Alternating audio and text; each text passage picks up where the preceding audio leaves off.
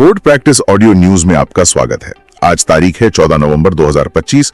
पिछले 2 दिनों में देश की अदालतों से कई बड़ी और दिलचस्प खबरें आई हैं। बिल्कुल, आज हम सिर्फ इन सुर्खियों पर नजर नहीं डालेंगे, बल्कि हम ये समझने की कोशिश करेंगे कि इनके गहरे मायने क्या हैं। हाँ, और आज हम सुप्रीम कोर्ट की दिल्ली के प्रदूषण पर की गई सख्त टिप्पणियों से लेकर कुछ ऐसे हाई कोर्ट के फैसलों को भी देखेंगे जो सीधे आम जिंदगी से जुड़े हैं। साथ ही कॉर्पोरेट जगत के कुछ हाई प्रोफाइल कानूनी विवाद और क्रिमिनल जस्टिस सिस्टम से जुड़े कुछ जरूरी मामलों की भी गहराई से पड़ताल करेंगे। तो चलिए इन कानूनी सुर्खियों को विस्तार से समझते हैं। शुरुआत करते हैं सुप्रीम कोर्ट से। यहाँ पर्यावरण और सुरक्षा के मुद्दों पर अदालत ने काफी सख्त रुख अपनाया है।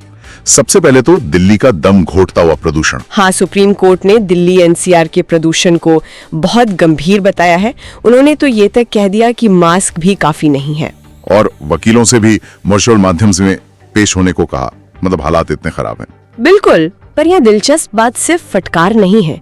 दिलचस्प ये है कि अदालत अब सिर्फ समस्या नहीं बता रही, वो समाधान भी सुझा रही हैं। आप उस इलेक्ट्रिक वाहनों वाले सुझाव की बात कर रही हैं? हाँ, वही हाई एंड पेट्रोल और डीजल कारों पर धीरे धीरे प्रतिबंध लगाने का सुझाव देना।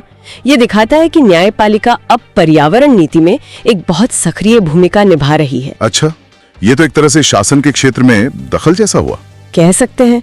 जब कार्यपालिका नाकाम होती दिखती है तो न्यायपालिका को कभी कभी आगे आना पड़ता है। एक और बड़ा मामला था एयर इंडिया विमान हादसे से जुड़ा हुआ। हाँ, सुप्रीम कोर्ट ने उस याचिका पर केंद्र से जवाब मांगा है जिसमें 260 लोगों की मौत वाले हादसे की स्वतंत्र जांच की मांग की गई है।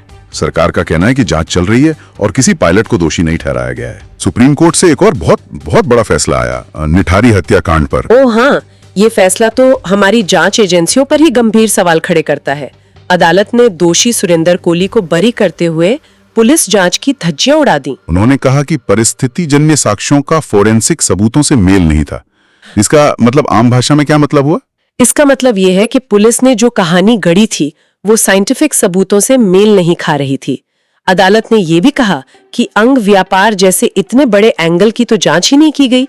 ये बहुत गंभीर बात है। ये तो पूरी जांच प्रक्रिया पर एक सवालिया निशान है। बिल्कुल। चलिए अब हाई कोर्ट्स की तरफ चलते हैं। वहां से भी कुछ बेहद रोचक मामले सामने आए।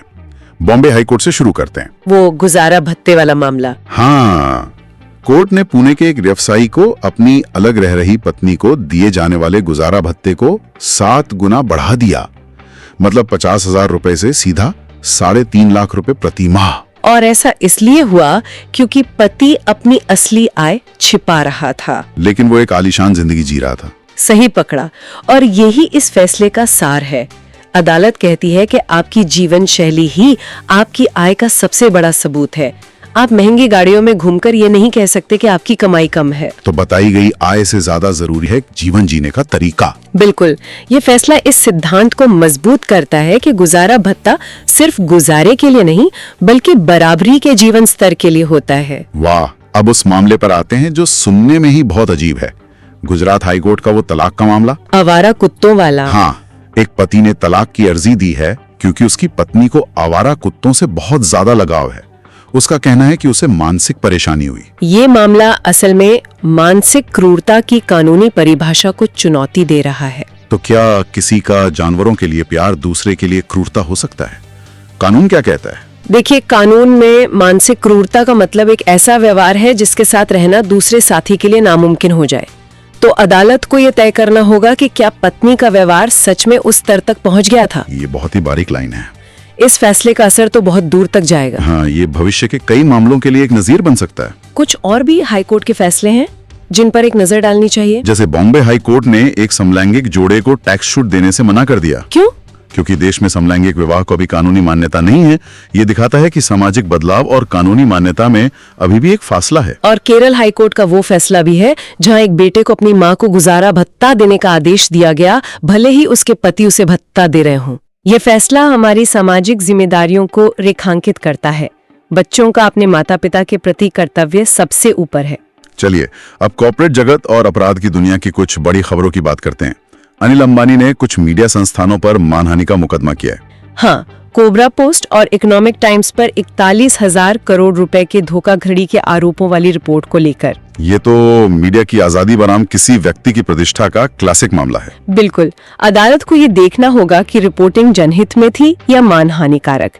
क्या रिपोर्टिंग तथ्यों पर आधारित थी या उसका मकसद सिर्फ किसी की छवि खराब करना था। और एक और बड़ा मामला दिल्ली हाईकोर्ट में चल रहा है, विदेशी लॉ फर्मों की भारत में एंट्री का। हाँ, CMS इंडस लॉ ने बार काउंसिल ऑफ इंडिया यानी BCI के नियमों को ही चुनौती दे दी है। और दिलचस्प बात यह है कि अदालत ने BCI की नियम बनाने की शक्तियों पर ही सवाल उठा दिए हैं। तो इसका नतीजा क्या हो सकता है? इसका नतीजा ये तय करेगा कि भारत का लीगल मार्केट दुनिया के लिए कितना खुलता है। ये बहुत बड़ी लड़ाई है। अब आखिर में कुछ आपराधिक मामलों पर नजर डालते हैं। मालेगांव ब्लास्ट 2008 का मामला। NIA कह रही है कि वो सभी 7 आरोपियों, जिनमें प्रज्ञा ठाकुर भी शामिल है, कि बरी होने के खिलाफ अपील पर जवाब दाखिल करने पर विचार कर रही है। और 2005 के मुंबई दंगा मामले में 29 शिवसेना नेताओं को बरी कर दिया गया, अपर्याप्त सबूतों के कारण। ये सब मामले क्या दिखाते हैं हमारी आपराधिक न्याय प्रणाली के बारे में?